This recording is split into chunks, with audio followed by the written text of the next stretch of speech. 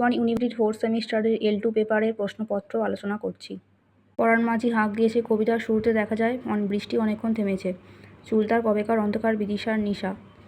প্রার্থনা কবিতাটি উৎস যে কাব্যগ্রন্থ তা হলো কুসুমের মাস।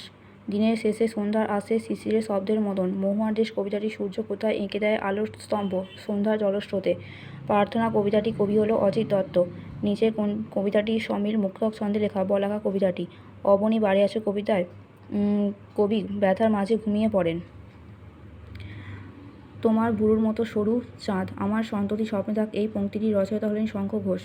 বাবরের প্রার্থনা করেছেন সন্তান আরোগ্যের জন্য। জেলে বসে শুধু তাস খেলে, দুয়ার এঁটে ঘুমিয়ে আছে পাড়া, বৃষ্টি পড়ে এখানে 12 মাস। বলাকা কবিতাটি উল্লেখিত নদীর নাম হলো ঝিলাম। কবিতায় যে খনির কথা আছে তা হলো কয়লা খনি। বনলতা সেন কবিতায় কবি পথ হাঁটছেন 1000 বছর ধরে।